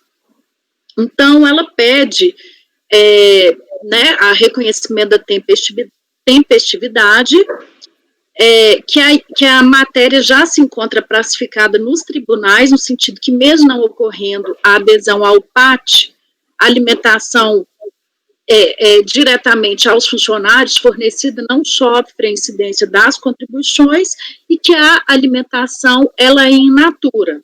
Esse é o meu relatório. Bom, eu até falei assim, porque eu tenho que colocar essa questão da tempestividade. Eu, particularmente, conheci o recurso. Eu até falei, não há provas nos autos de que imediatamente a alteração do endereço da recorrente houve a necessária comunicação à Receita Federal do Brasil. Certo é que no presente feito não houve essa comunicação, conclusão que se chega ao compulsar os autos. Todavia, não obstante a ausência de prova conclusiva sobre o cumprimento da obrigação da recorrente de comunicar a alteração do seu endereço, entendo que o termo de ciência do acórdão, esse de folha 127, é hábil atrair a contagem do prazo para apresentação do presente recurso dele conhecendo. Quanto à preliminar de que não houve apreciação do pedido na impugnação de que fosse juntado extrato, ela fez essa preliminar de recolhimento junto à Receita Federal, requerendo-se que fosse realizada essa diligência, eu rejeitei. É que se constata que na impugnação foi exarado o pedido de produção de todos os meios de prova, em especial o depoimento dos empregados. Ademais, caso discordasse do lançamento tributário, deveria a recorrente indicar precisamente seus fundamentos, inclusive indicando as contribuições que ela supostamente teria pagado, porque ela queria esse extrato para ter uma compensação. E no mérito, por que eu não dei provimento a esse recurso?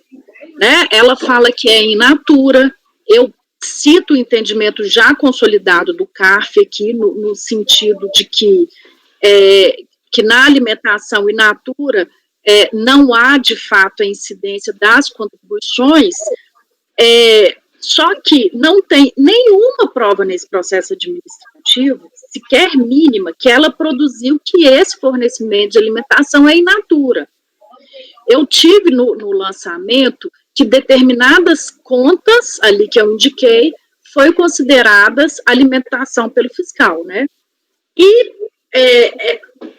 o contribuinte não discriminou o que naquelas contas seria ou não. Só que ele também não juntou nada que essa alimentação é in natura. Então, por mais que eu adiro ao entendimento que não tem incidência, eu coloco aqui, todavia, estar ou não inscrito no PAT não é o único ponto controvertido dos autos. É que, repita-se, e não existe qualquer prova que, de fato, os valores lançados tratam-se de alimentação in natura. E vou desenvolvendo essa tese aqui no curso do meu voto, que ela desincumbiu, que esse ônus é dela, então eu não posso entender que foi fornecido in natura alimentos, porque não tem nada no processo administrativo. Então, por isso que eu neguei provimento. Embora essa questão da tempestividade seja controvertida, eu preferi conhecer do recurso e negar provimento. Ok. Doutor Paulo pediu a palavra. Sim, eu só vou sugerir que a gente vote primeiro a preliminar de tempestividade. Eu tenho um caso semelhante a esse, que não é para essa sessão, é para a próxima ou para janeiro, não sei, que eu estou reputando intempestivo, entendeu? Eu acho que o foro, o domicílio tributário é de eleição, cabe ao sujeito parceiro comunicar ao fisco regularmente o domicílio de eleição. E se a gente aceitar que seja outro, como está aceitando aqui, a gente teria que aceitar também para saber se foi válido ou não foi válido o lançamento, se o lançamento já teria até decaído, porque fez outro, a gente vai enfrentar esse argumento aqui. Eu também tenho um processo que o cara muda de endereço, só que ele declara numa declaração de imposto de renda bem depois do meu...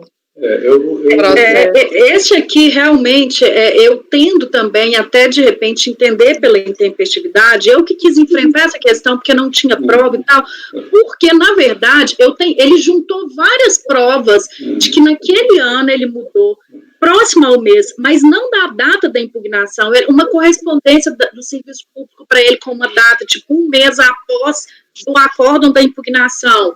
Ele juntou, que eu me recorde, outros documentos, o contrato social que ele alterou. Só que, inclusive, no site da Receita, ele juntou, sim, também, está lá um extrato, eu até coloquei as folhas aí, que no site da Receita está um extrato de, tipo, alteração da situação cadastral. Então, ele informou, só que foi depois da intimação. Isso que eu queria... no meu caso é justamente esse, ele alterou o endereço depois, então... Não, eu não... Como eu não me convenci que isso é tempestivo, porque é uma questão objetiva, eu posso mudar meu voto pela intempestividade aqui, se for... Se alguém não tiver... Como eu fiquei, igual eu coloquei mesmo no meu recurso, falei, olha, eu conheço, porque em tese ele é tempestivo, só que aquela ciência do processo, quando falaram, olha, eu tomei ciência no dia tal, aquilo para mim meio que supriu, entendeu? Ou eu... Doutor João. Volta e meia está aparecendo essa discussão aqui no colegiado sobre notificação, o efeito da notificação. Eu acho que a gente tem que ser muito estrito com a regra processual nesse aspecto, que é o seguinte, é muito difícil você tem que ter um critério de notificação, é muito difícil você falar assim, mas ele mudou. Mas é por isso que a lei diz, ele pode mudar, mas ele tem que comunicar adequada e intempestivamente à autoridade tributária para alterar o seu domicílio tributário, justamente para efeito de notificação. Então, eu acho que não é possível a gente ficar transigindo nessa questão, porque isso destrói totalmente o processo tributário, porque ele depende de notificações, ele é, sim, A controvérsia se dá por intermédio de notificações via postal. Tem que ser o lugar que a lei determinou, que é o lugar que ele elegeu e informou para a administração tributária. Não dá para a gente admitir exceções. Ah, mas ele de fato mudou. A realidade fática é que ele mudou antes, mas não comunicou. Tá, então, se ele não comunicou, está eleito aquele ainda, até que ele comunique adequadamente. Concordo com o Paulo.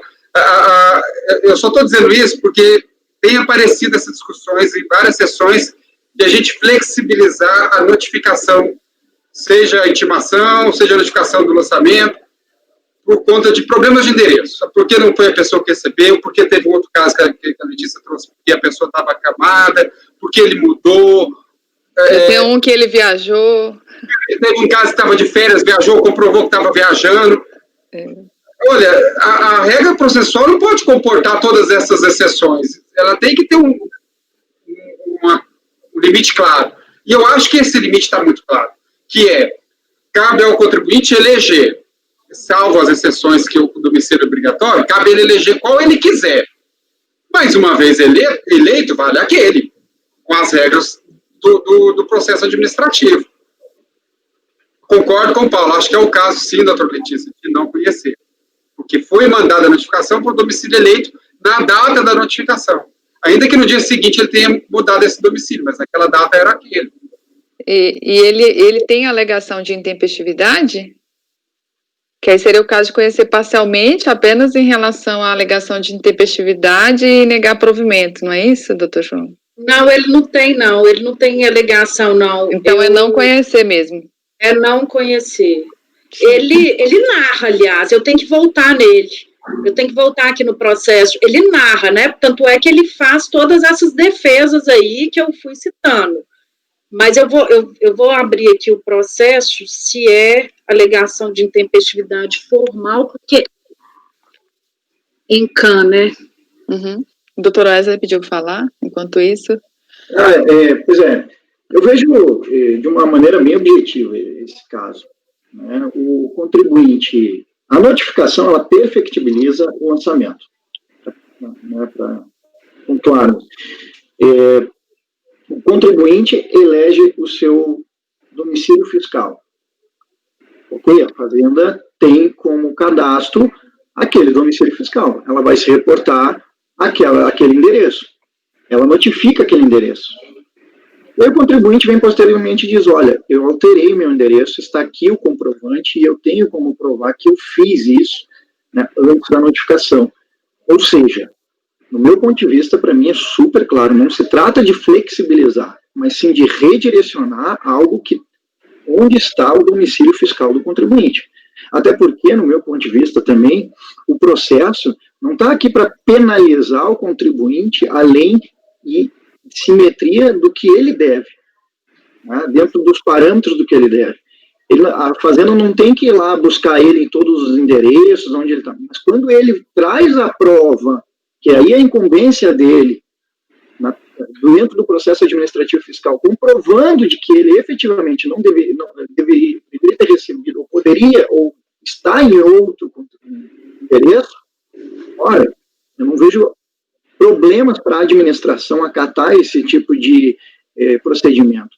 Isso, no processo civil, a longa data já foi debatido, né? E aí a importância de se tornar, né, a notificação perfectibilizada naquele endereço. Eu vejo que não é questão de flexibilização de notificação, mas sim de uma prova que é trazida ao processo e ela tem que ser verificada se ela pode ser acatada ou não das milhares de argumentações. Vejamos, ora, eu viajei, mas o meu endereço continua o mesmo.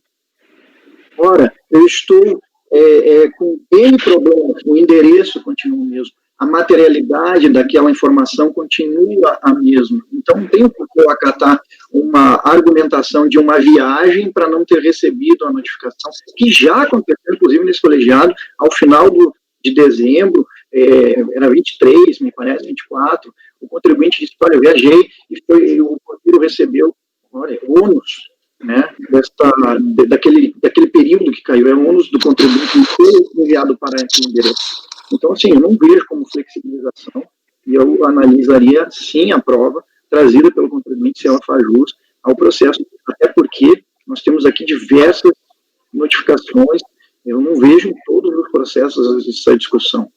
É exceção à regra isso. Doutor João e depois doutor Paulo. Só para esclarecer que tem a preliminar de tempestividade na folha 120, viu? Tá, obrigada, Paulo. Eu concordo com o senhor se ele tiver mudado de endereço e comunicado à administração tributária. Porque se ele mudou de endereço, alterou o contrato social, avisou para os vizinhos, avisou para o fornecedor, mas não avisou a administração tributária, ela não poderia saber que mudou o endereço. E tem um detalhe, não concordo com o senhor que isso é inócuo. Porque se ela mudou, admitir a tese que se ela alterou o contrato, está mudado de fato o endereço, mas deixou de comunicar à administração tributária e a notificação foi para o endereço antigo, significa que o lançamento não foi concluído. Se ele não foi concluído, ele traz a prova agora no recurso, não pode mais ser concluído, porque já decaiu. Então, tem efeito, sim, e é por essa razão que é a lei, é uma obrigação legal, ele tem que fazer a comunicação, não é nem infralegal, está na 7.713, ele tem que comunicar à administração tributária a mudança do domicílio. Mesmo que ele tenha mudado de fato, ele prove nos autos que mudou de fato, se não comunicou essa mudança, não cumpriu o requisito da lei, a intimação feita no endereço comunicado, que está constante nos cadastros, tem que ser reputada válida, porque senão a gente destrói o lançamento. Só vai descobrir isso 10 anos depois aqui no CARF. Aí já tá decaído, já não pode lançar de novo. Essa que é a questão. Presidente, eu peço 1000 desculpas, mas eu estou com uma dúvida aqui no documento. A gente pode votar depois do almoço? Ou você me dá 2 minutos para eu olhar aqui? É o que você quer olhar, Letícia, que eu saí? É só esse documento aqui, porque eu vi que no meu recurso eu pus 2009, mas eu estou vendo aqui uma questão de 2008. Uma consulta, está nas folhas 128 do e-processo, ou do 126. Está assim, histórico das alterações cadastrais. Eu tenho medo de ter feito o meu recurso com uma data incorreta.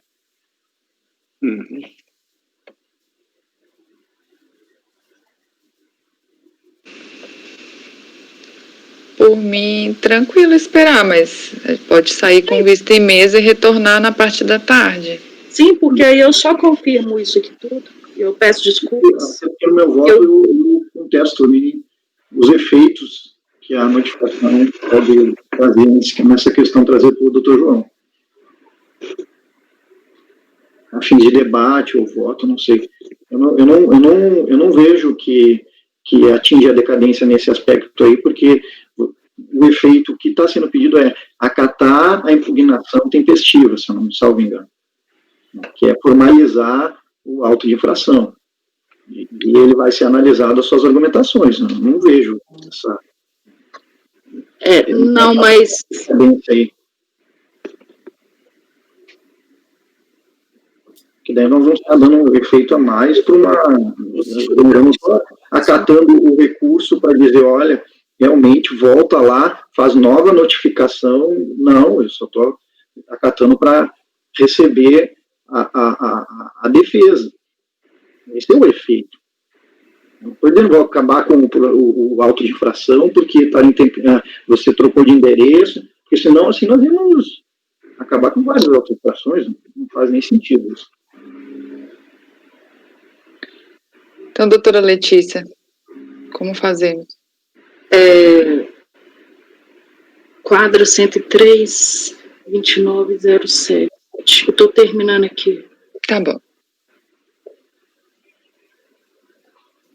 Porque talvez eu tenha notado errado, nas folhas 126, ô João, pelo menos a gente já discutiu esse assunto que vai ser na pauta, que vai ser recorrente, mas nas folhas 126, eu vi que eu anotei 27 de agosto de 2009 no meu voto, mas eu estou vendo que tem um extrato de 2008, que talvez, então, talvez esse extrato é suficiente para provar que ele comunicou isso de forma tempestiva.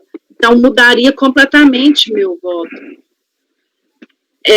tá as folhas 126, isso manual, ou 128 do e-processo, que é um dos documentos que ele juntou, mas eu errei ao transcrevê-lo no meu voto.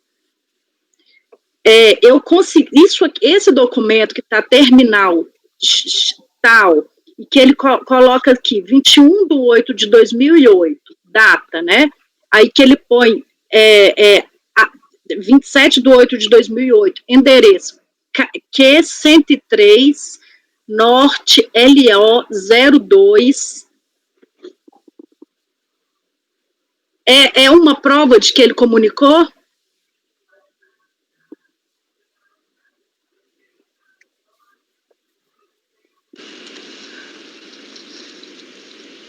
É 128 do processo?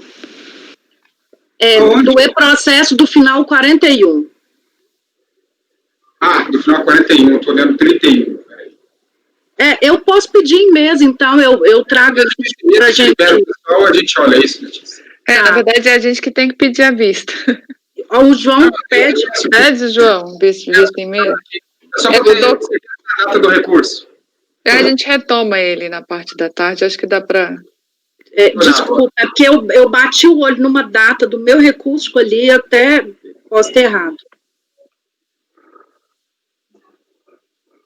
Tá, então vamos interromper a gravação? Tainá, a gente vai interromper a gravação e esses 3 itens da pauta saíram em vista em mesa.